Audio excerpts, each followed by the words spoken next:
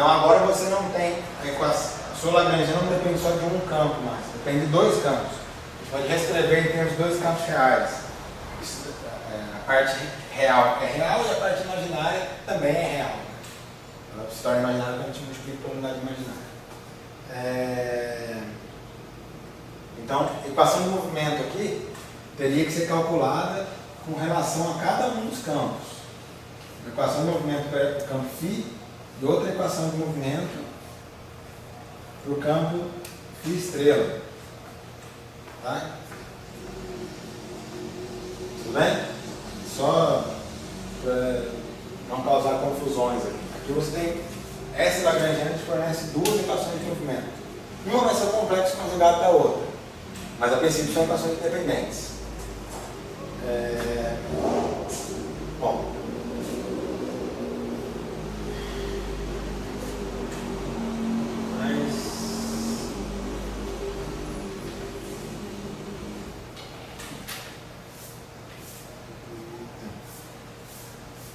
Só uma pausa rapidinho aqui, depois eu volto no formalismo lagrangiano, para falar rapidamente do que seria o formalismo lagrangiano em teoria de campos. Teoria clássica de campos, o papel dele não é tão relevante quanto em teoria, quanto o formalismo hamiltoniano, desculpa, lagrangiano. Mas em teoria quântica de campos ele se torna bastante relevante. Mas basicamente a gente tem, lá na mecânica clássica, a gente tem um momento canonicamente conjugado a uma coordenada Q ponto, a uma velocidade analisada Q pontos. Isso daqui está sendo mecânica clássica, né? Aqui então, teoria, né? Newtonianos.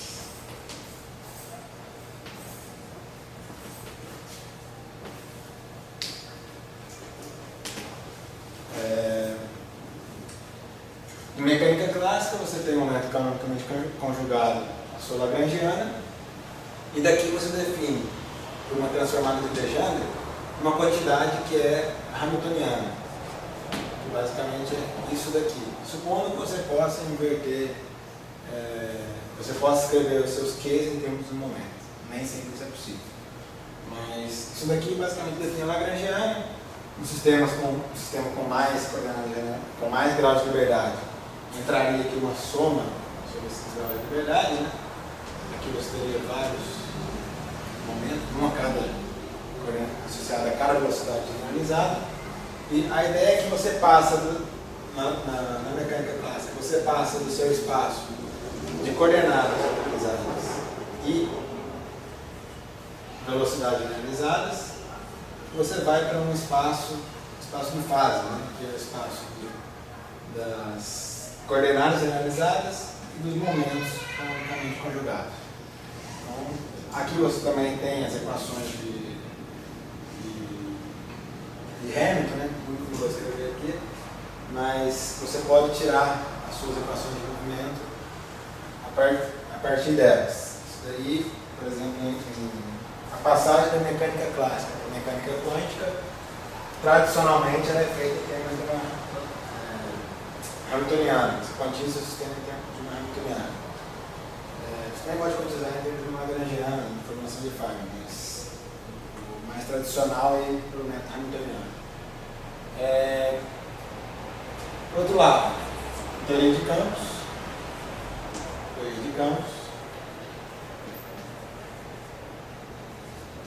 Você também tem a sua formulação hamiltoniana de teoria de campos. E ela, basicamente, é uma extensão bastante direta do que eu coloquei ali.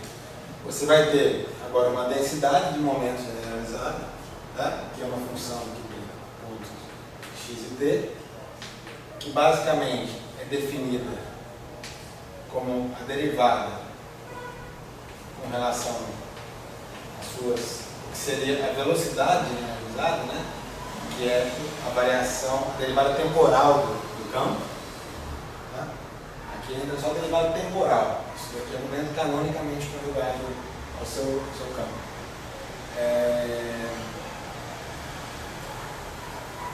aqui o que você faz é passar de um espaço de campos e derivadas dele para um espaço de momento e de campos e momento conjugado. E você tem a sua lagrangiana, ela é definida como sendo, desculpa, hamiltoniana, ela é integral de 3x daqui do seu momento canonicamente conjugado ao campo, a derivada do campo em relação ao tempo, menos a densidade lagrangiana. Tá? Isso daqui é o que a gente chama de densidade hamiltoniana. Por exemplo, esse H curvo aqui. Tá? Como é que eu falei sobre o campo de Klein-Bode complexo? Que aqui você fica com dois campos independentes, mas em geral uma ação, uma lagrangiana, pode depender de mais de um tipo de campo também. Você pode ter vários graus de liberdade interna. O campo já tem infinitos graus de liberdade. Mas você pode ter N vezes infinitos graus de liberdade. Cada campo você associa alguma grandeza. Esses campos podem interagir. Então, se você tem uma lagrangiana com vários tipos de campo, por exemplo, aqui já retornando aqui voltando já para o formalismo lagrangiano, né? Se a sua lagrangiana ela depende, por exemplo, de vários campos, vou anotar aqui para Φ1, Φ2 e assim por diante, N, você vai ter uma equação de movimento para cada um desses campos. Ou seja, você teria, em termos da ação, você teria que calcular, fazer o princípio de minimação para cada um desses campos. Aqui se inicia aqui representando cada um desses campos. Aquele truque prático de calcular o delta L também vale. A diferença é que você tem que fazer variação com todos eles. Então, basicamente, você teria o delta L te daria alguma coisa, variação do campo Φ1, mais alguma coisa, variação do campo Φ2. E assim por diante. O termo que está entre parênteses aqui corresponderia à equação de movimento de cada um desses campos. Tá? Foi meio rápido, mas... E os delta Φ1, delta Φ são independentes. São independentes. Assumindo que não haja nenhum vínculo entre eles. Então você pode dizer, se delta L é igual a zero, você pode... Você zera cada um dos tempos. Exatamente. Delta Φ os delta Φ são independentes. São independentes, exatamente. Cada um desses vai uma equação de movimento. O que eu tinha comentado na hora que você saiu é o campo de Klein-Gordon complexo. Aquele campo de Klein-Gordon que eu coloquei era o campo de Klein-Gordon real. A ação do campo de Klein-Gordon complexo, ela levaria a derivada do campo estrela, a derivada do campo. Isso daqui porque eu preciso formar uma lagrangiana real. Tá? Só que o φ estrela e o φ são independentes. Você não consegue escrever um em termos do outro. Então aqui, basicamente, isso daqui descreve dois campos independentes. Então você teria uma equação para φ estrela e outra equação para φ. Tá? Entraria nesse esquema aqui de uma equação para vários campos. Uma curiosidade, essa lagrangiana aí com dois campos, o φ estrela e o φ, representa o quê? Pode representar o quê? Campos escalares. Porque a equação está igual para Meson, né? Isso daí. E o φ estrela φ? Menos carregados. Menos carregado. Isso. Que aí você tem você carrega dois campos aí, então você vai ter um meson e um anti-meson. Tá. Campos escalares com uma estrutura um pouco mais refinada do que essa, que aqui é um campo escalar bem simples, né? Mas esse campo escalar poderia ter organizado num dublete, de acordo com algum grupo de simetria de calibre. Quando esse grupo de simetria de calibre está associado ao S2 ou 1, esse campo escalar é o campo de Higgs. Tá. Então, o bóson de Higgs também é um escalar.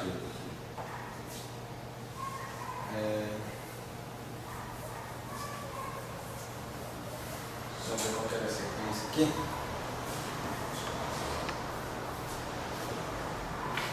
Bom, hamiltoniana foi rápido, mas foi o que eu falei. A hamiltoniana é mais importante em teoria quântica de campos. Aqui no curso, a forma de Lagrangiano é bem mais relevante. Agora, uma pergunta final, que até agora, tudo bem, eu mostrei, argumentei que um sistema com infinitos graus de liberdades pode ser descrito como um campo, dei alguns exemplos de campos que a gente conhece, argumentei que você pode fazer isso daí numa formulação lagrangiana e também numa hamiltoniana. Na mecânica clássica a gente sabe construir lagrangianas. Energia cinética e energia potencial para sistemas conservativos. Na mecânica, numa teoria de campos, energia cinética e potencial não é muito palpável.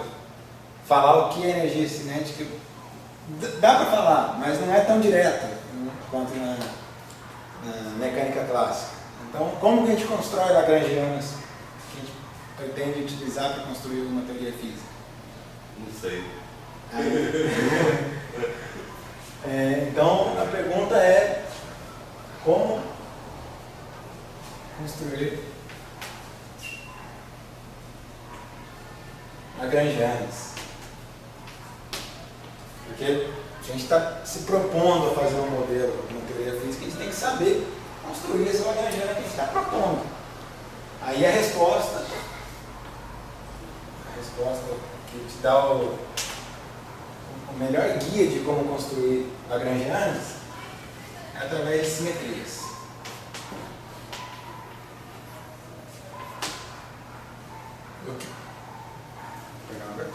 O que significa simetria? Significa algum conjunto de transformação que mantenha, aqui no caso simetrias do lagrangiano, conjunto de transformações que mantém a sua lagrangiana invariante, que não mudam a sua lagrangiana. Por que simetrias é uma boa resposta? Porque a gente sabe que simetria está associada com quantidades conservadas. Você tem, por exemplo, simetria do eletromagnetismo está associada, simetrias internas do eletromagnetismo estão associadas com conservação de carga elétrica. Então, a gente usa como guia de como construir lagrangiano simetrias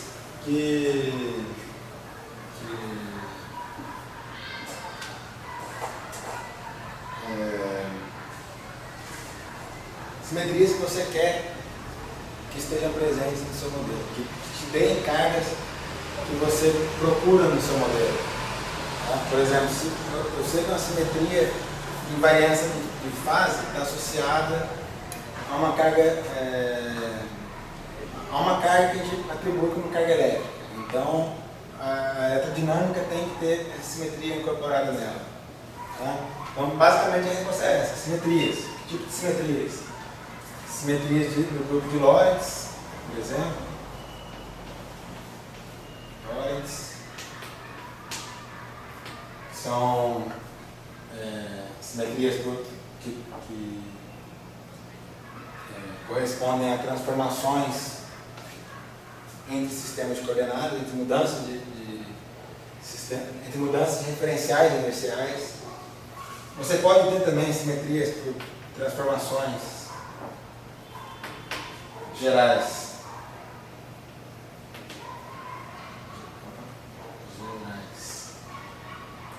De coordenadas. Isso daqui foge do âmbito desse curso. Isso daqui parece no contexto da cidade geral.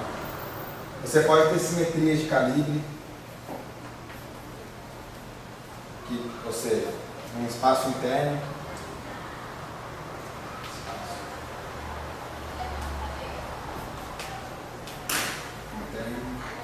Espaço interno basicamente é um espaço, seria simetria no espaço interno. Transformações que ocorrem no espaço dos campos sem mexer nas coordenadas. Tá?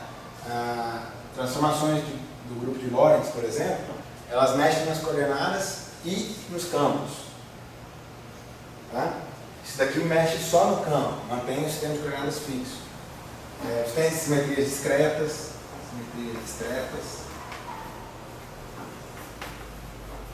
por exemplo, mais comum, né? CP e P, conjugação de carga, paridade de reversão temporal. Tudo isso te dá um guia de como construir uma lagrangiana. Você identifica que tipo de simetria o modelo que você quer, o problema que você quer descrever tem que ter, e com isso você propõe uma lagrangiana. No grupo de Lorentz é mais simples, é aquela que eu comentei inicialmente. Você quer um campo relativístico.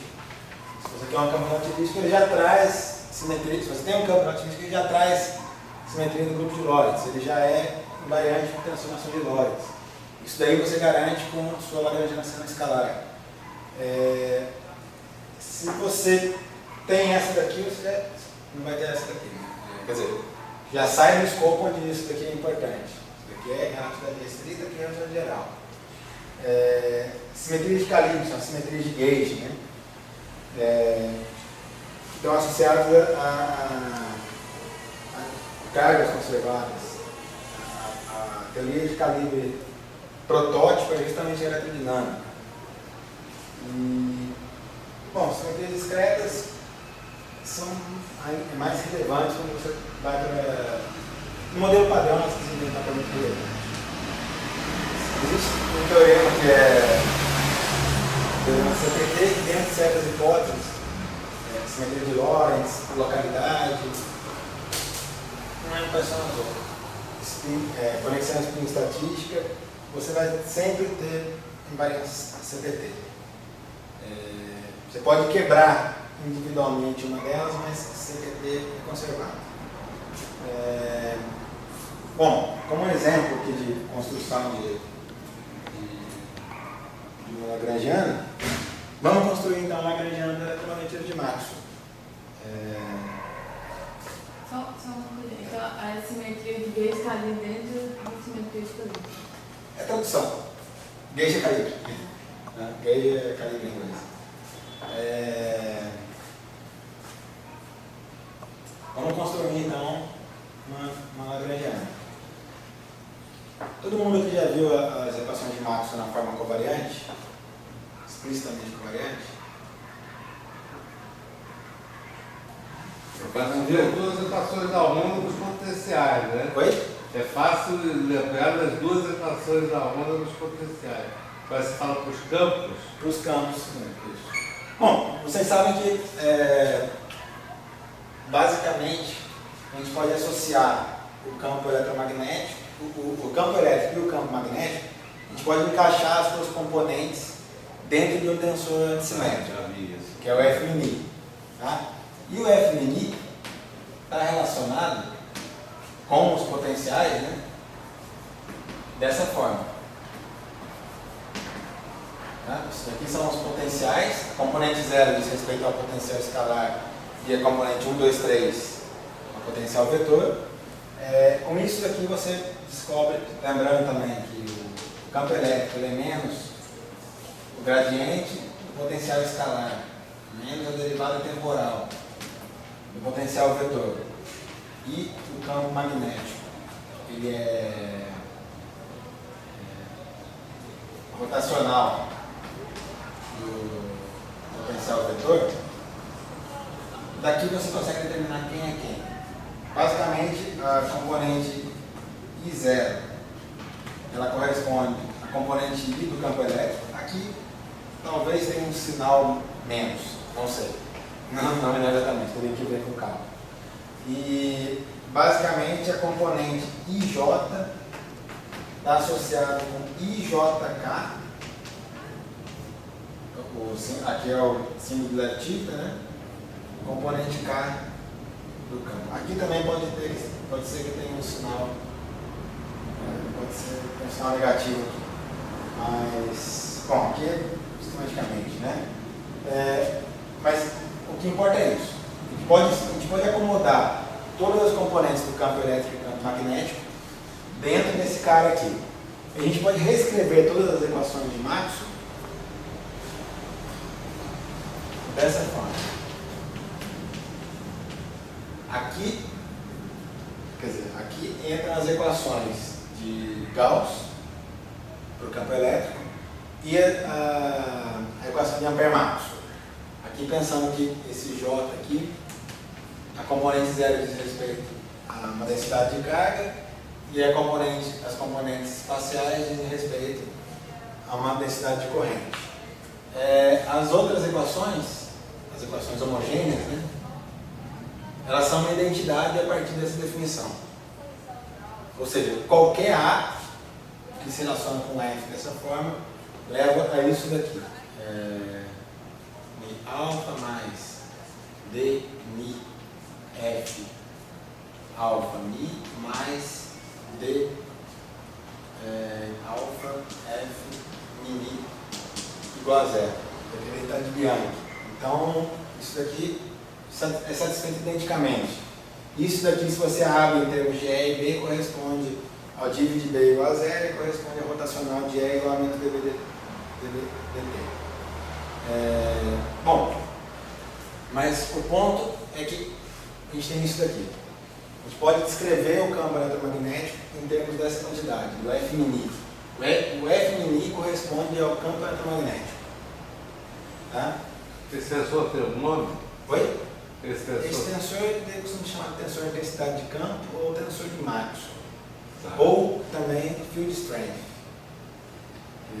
Aí já entra mais em teoria de calibre mendeliano. Mas o importante é isso. A informação física, pelo menos física clássica, está ali. E é fácil verificar que se eu faço uma transformação desse tipo, vou pegar o meu AMI, vou levar ele num AMI linha, igual ao AMI, mais uma quadrodivergência de uma certa função escalar. Se eu faço isso, o meu F, vamos verificar, não passa não falando não. O F mini é invariante, tá? O F mini linha seria o F mini calculado por esse AMI, tá? Menos DI AMI linha, ok? Vou fazer essa transformação aqui. Isso aqui vai dar AMI, certo? Aqui eu coloquei para mim, mas vai para mim também. Mais DMI alfa, tudo bem? Eu fiz essa transformação nesse termo aqui. Tá. Menos DMI AMI menos DMI alfa. Essa transformação aqui nesse termo aqui. Tudo bem? Derivadas comutam, supondo que essa função é suave. Então, esses termos se cancelam. O que sobrou é o próprio F original. F mini. Certo?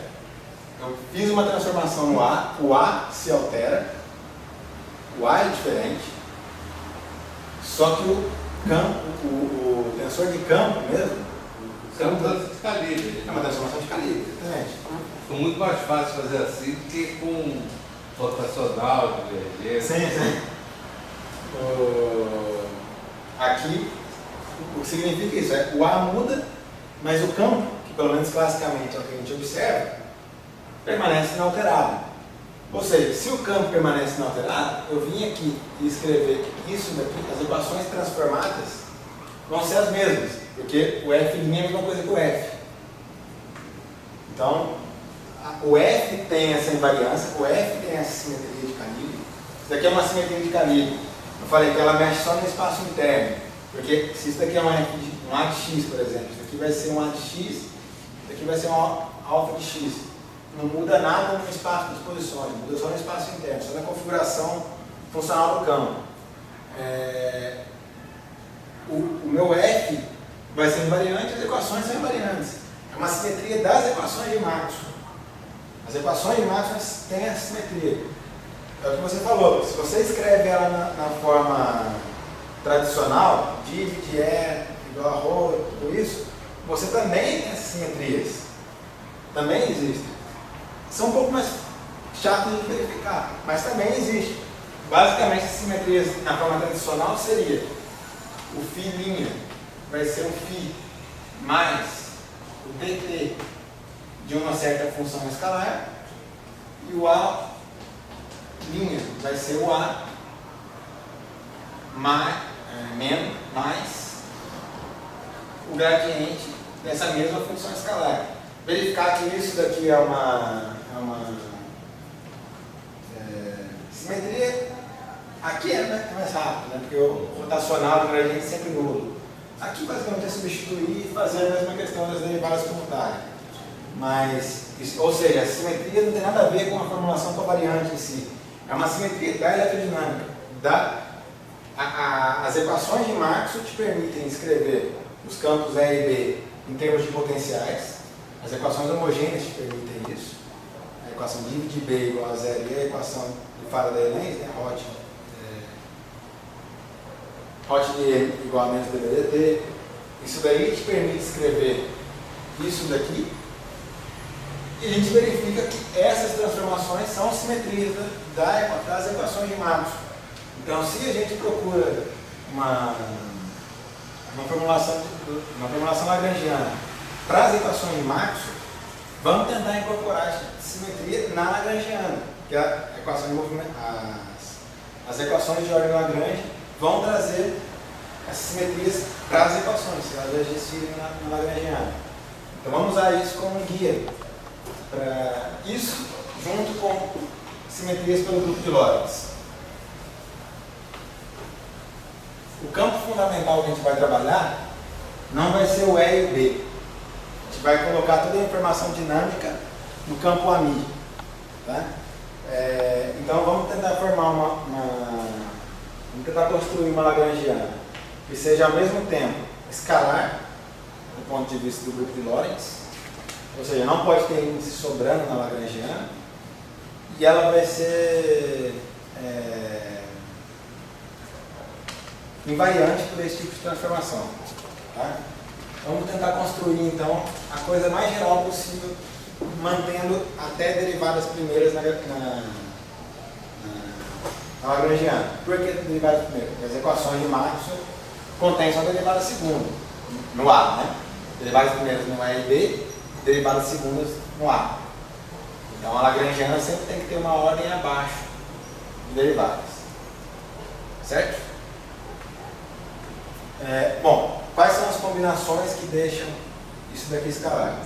Vai ser um certo coeficiente A, e eu posso colocar um dmi, ami, dmi,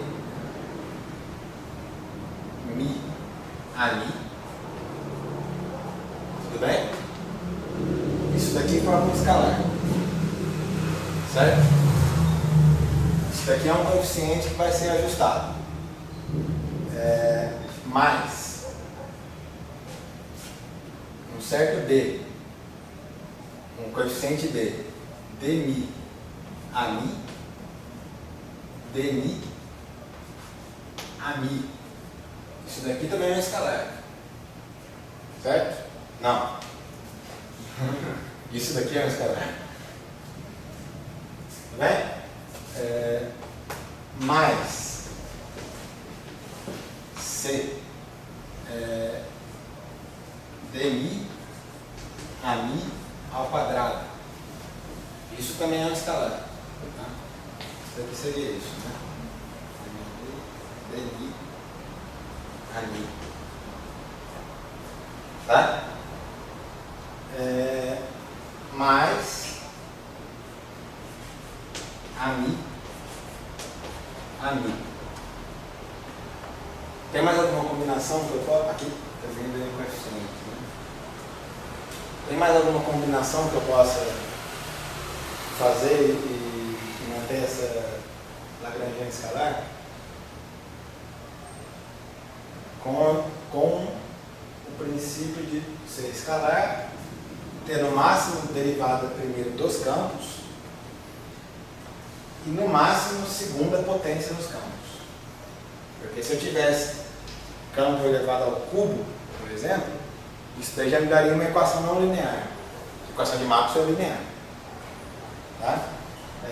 Bom, as combinações são mais do mesmo. Podem tentar montar outras aí que não tem.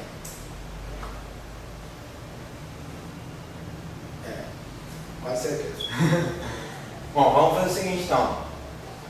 O primeiro pré-requisito, que era transformação de Lorentz, já está ok, já é escalar.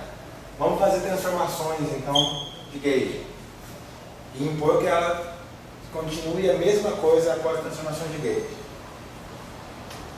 Ou seja, a lagrangiana linha, que seria a lagrangiana com aquela transformação de calibre, vai ser A, aqui vai dar pra gente, dmi, seria o ani linha, só que o ani linha é ani mais dmi alfa, ok? Vezes dmi do ani linha. Só que o ani linha é ani mais. Aqui tem essa. Aqui era 5, né? dmi alfa. Tá ok? Fiz a transformação. Isso daqui seria o dmi ani linha. Basicamente o que eu fiz foi isso. Peguei essa lagrangiana, coloquei uma linha em cada um dos termos dela. E quero que ela reproduza a lagrangiana original. Né? Mais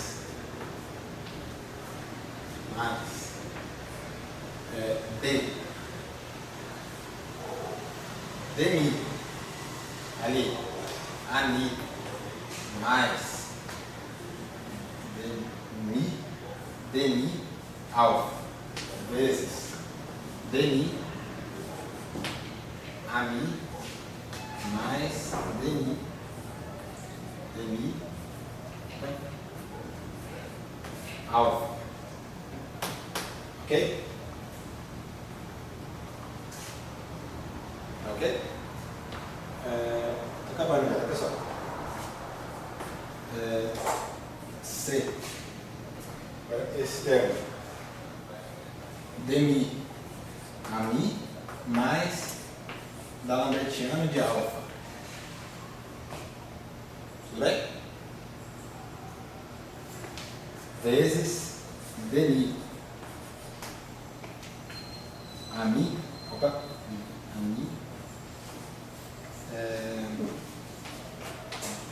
Lambertiano de alfa, certo? Mais ami mais dmi alfa vezes ami, aqui tinha só o coeficiente d, né? Dmi mais dmi alfa. Certo? Isso daqui seria a lagrangiana transformada por calibre. Vamos começar por esse termo aqui, que é mais fácil. Vocês veem que aqui, na hora que eu fizer o produto, eu vou ter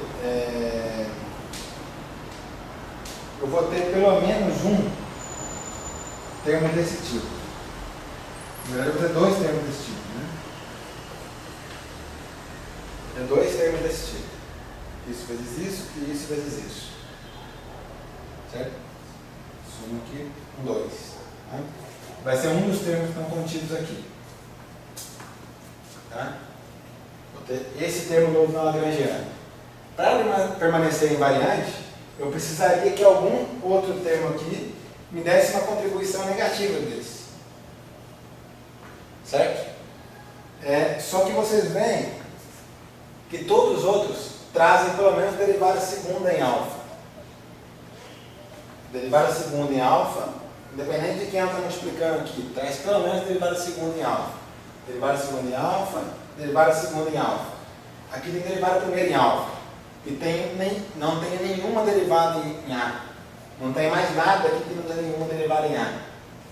Então eu não vou conseguir nenhum termo aqui que cancele esse termo de modo a manter esse AMI invariante de transformação de gauge. Então, esse termo aqui não é permitido na minha lagrangiana. Meu D é igual a zero. Ou seja, esse termo aqui quebra a invariância de gauge na minha proposta de invariância de lagrangiana para o eletromagnetismo.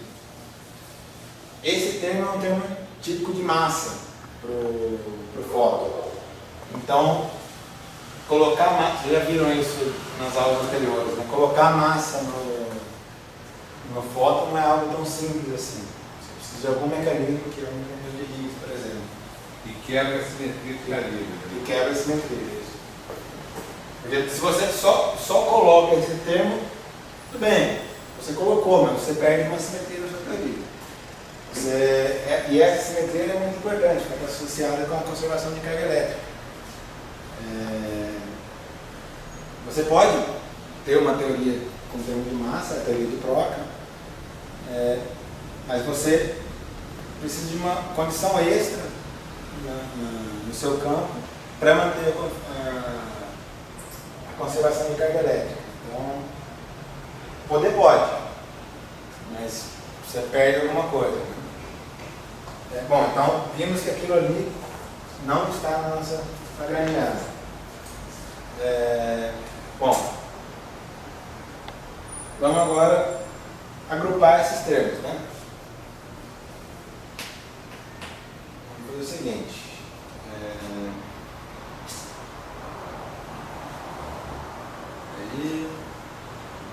Bom, esse termo vezes esse termo vezes esse termo vezes esse, já vai dar a lagrangiana original aqui, certo? Então eu vou resumir todos eles aqui na lagrangiana original. Esse termo seria isso daqui com isso daqui com isso e isso daqui com isso. Lembrando que isso daqui não está na lagrangiana, né? Não precisa, pode até tirar ele daqui. Então, ele não está mais ali. Vamos só agora aos outros termos. Vamos primeiro aos termos que são alfa vezes campo. Tá? Isso daqui vai dar mais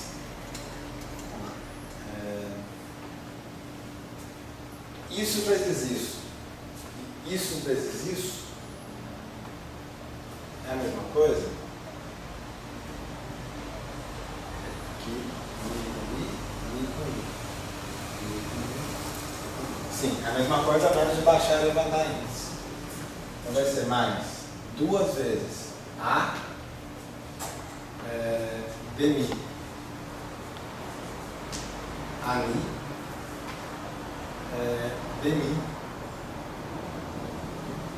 dmi alfa, certo?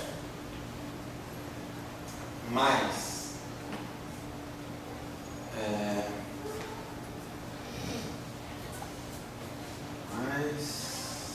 bom, aqui já deu conta desse vezes esse, desse vezes esse. Vamos deixar alfa vezes alfa para o final. Agora vai ter esse vezes esse. Vai ser mi contra mi com mi aqui, mi com mi. Aqui vai ser... Bom, só deixa eu escrever aqui. Dmi, ami, vezes dni, mi, alfa, mais... Aí o outro termo seria d, mi, ami, d, mi, dmi, alfa, ok? Fiz esse vezes esse, depois esse vezes esse. Bom, aqui eu posso vir trocar esse índice aqui, mi, troco esse índice aqui, mi. São a mesma coisa.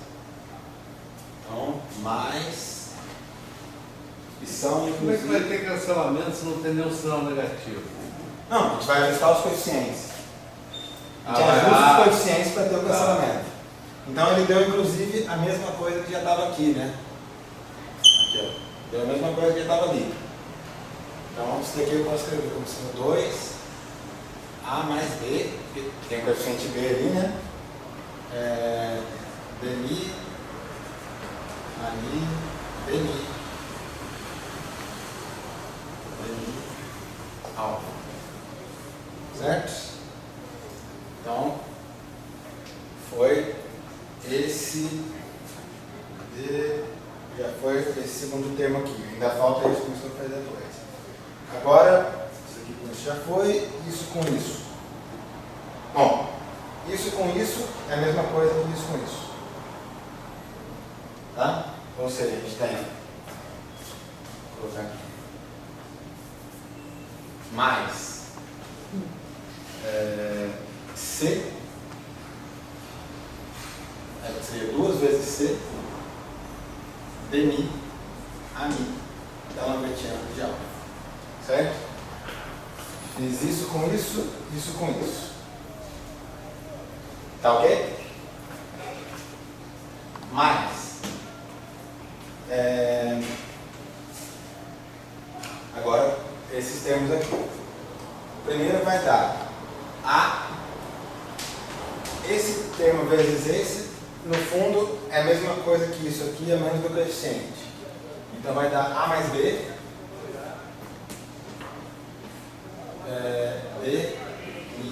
Dmi alfa, dmi alfa, mais, aí sobrou o último termo lá, que é C da Lambertiana de alfa ao quadrado. Ok? Eu quero que essa Lagrangiana seja invariante, ou seja, eu quero que ela original seja a mesma coisa que ela linha. Ela original já está aqui, então eu tenho que zerar todo o resto para um alfa arbitrário. Tá? Para um alfa arbitrário, a gente vê que isso daqui não vai cancelar aquilo lá. Certo? Aqui não é uma questão de ajustar coeficiente. Isso aqui não vai cancelar aquilo. E também não vai cancelar isso, também não vai cancelar isso. E aqui está só em alfa aqui, e essas outras aqui são alfa ao quadrado, ou derivada de alfa ao quadrado. Então a gente tem que matar o termo C. C igual a zero. C igual a zero. Então C igual a zero aqui também. Chegamos em C igual a D igual a zero. Tá? Agora, isso daqui não mata isso. Então cada um deles tem que ser zero independentemente. Ou eu faço A igual a B igual a zero, e não tem Lagrangiana, ou eu faço A igual a menos B. A igual a menos B. Tá? Então cheguei numa Lagrangiana aqui. Vamos reescrevê-la? Ela vai ser A dmi ali dmi ali, ok? Mais B, só que B menos A. Então eu posso inclusive colocar aqui em evidência. Isso daqui vai dar dmi ali dmi ami. Ok?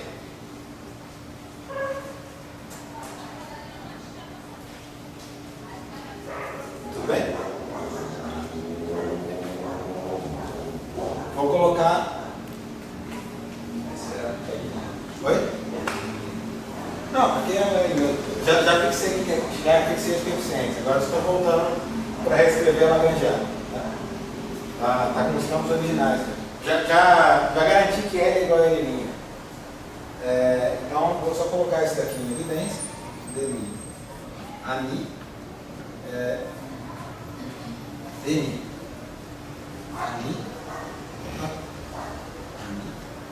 menos dmi ami. E começou a aparecer aqui agora. Tensor.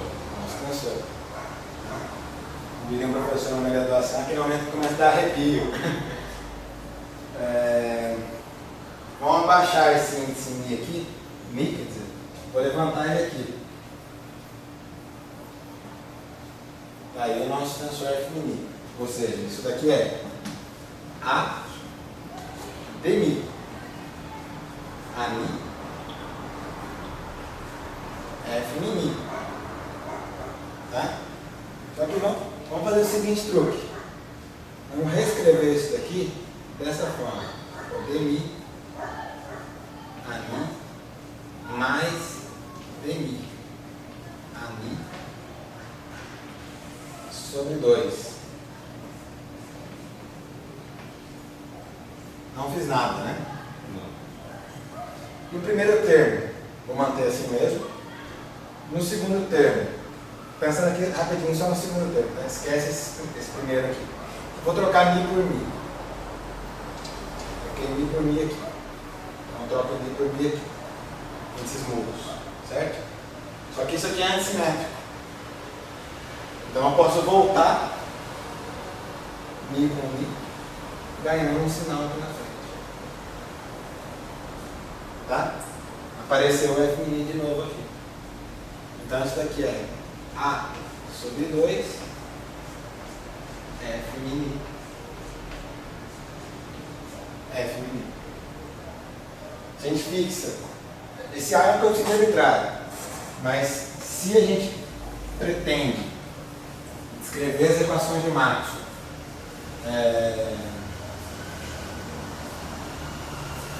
por exemplo, equações de Maxwell com fonte, a gente pode vir aqui, só aqui chegou. A equação de Maxwell basicamente, então quer dizer, a Lagrangiana a gente chegou a isso aqui, F mini, tá? Mas a gente pode escrever ela na presença de fontes, por exemplo. A gente coloca uma fonte aqui, fonte acoplando com um escalar, quer dizer, acoplando com um ami, de modo que isso aqui forma um escalar. Se essa fonte for conservada, se ela satisfazer a equação de continuidade, isso daqui é invariante por transformação de calibre. Então é um termo que a gente pode colocar na nossa Lagrangiana. Se a gente acopla com esse termo de fonte e pretende que essa Lagrangiana dê origem a essa equação, Jmi, vocês podem mostrar isso aí, na tarefa, você chega que o A tem que ser igual a menos meio. Então a gente fixa completamente agora o A. Então a nossa Lagrangiana vai ser menos 1/4 de F mini. A gente costuma escrever o F mini como F mini quadrado, menos, na presença de fontes, está aqui. Lagrangiana de Max.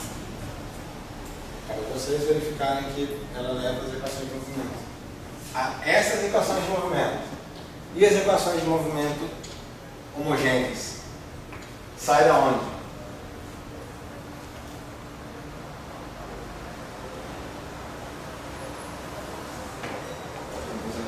Oi? Se tirar a fonte aqui? Não, se você tirar a fonte aqui, se sair, isso vai zero. As equações de movimentos homogêneos, que são aquela da D, alfa, né, mais combinações cíclicas, né? Isso daqui não sai de lugar nenhum, porque isso daqui é uma identidade. A identidade é sempre válida. Ela não precisa de Lagrangiana, ela vem da definição do F mini. Isso daqui é válido para o F mini, independente de quem seja o A. Desde que ele seja dmi a mi menos dmi a mi. Então está aqui a Lagrangiana de Maxwell. Só para vocês, para quem não tem familiaridade ainda com essa formulação lagrangiana, e poder treinar um pouco com subir índice, baixar índice, esse tipo de coisa na formulação lagrangiana, e quem quiser fazer isso, precisar de alguma ajuda, minha sala é 319D, tá? É quase ao lado da sala do Laiol, 319D.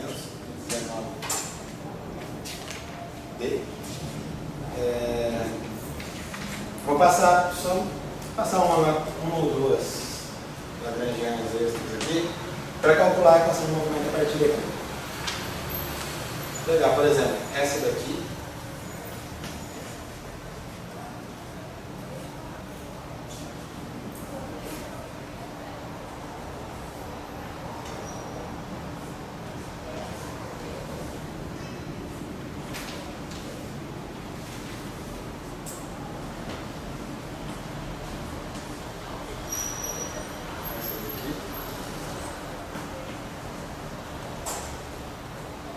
Isso daqui é a equação de movimento de Podolsky, a lagrangiana de Podolsky e Wick.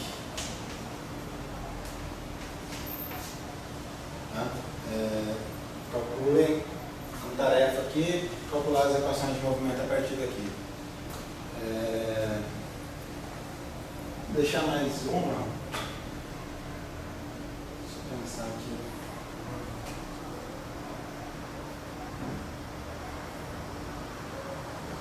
Um pouco mais complicado. Essa aqui. Menos um quarto de F mini menos um sexto de G mi alfa ao quadrado. Tá? Aqui o quadrado é entendendo que eu estou contraindo com esses índices aqui em cima. Tá?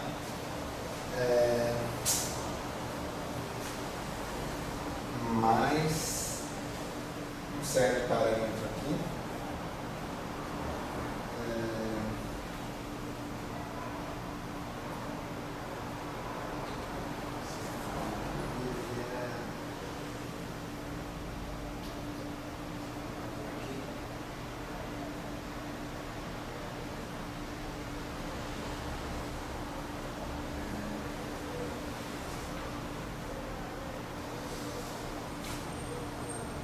F mini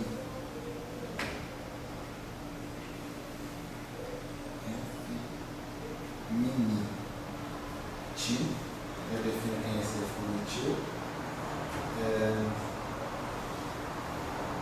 D mi, tá? Isso daqui é a tarefa 1, isso daqui é 2. Essa daqui é conhecida como eletrodinâmica de Kramer-Shek e Ramon. Tá? Aqui, esse F tio, ele é o F dual, é o dual do Maxwell, que define dessa forma. Ele é alfa beta, F é alfa beta, tá? Por esse e esse G está relacionado com aquele campo B dessa forma. G mini igual a Bmi alfa mais Bni de alfa Bni ni mais Bni B alfa mi, sendo esse campo B aqui antissimétrico. Tá? Esse daqui é o campo, vocês vão variar com relação ao campo A. O A está aqui dentro do F mini, né? O F mini continua sendo Dmi menos Dmi a mi. Então vocês vão ter uma equação de movimento, basicamente a variação do lagrangiano. Ela vai dar alguma coisa, variação de A, mais alguma coisa, variação desse campo B aqui. Então vocês vão ter uma equação de movimento do campo B e uma equação de movimento do campo A. Tá? Acho que essas duas já dão um trabalhinho legal e dão para treinar bastante. Tanto essa técnica aqui de calcular a equação de movimento, quanto manipulação de índices para quem ainda não está familiarizado. Alguma pergunta?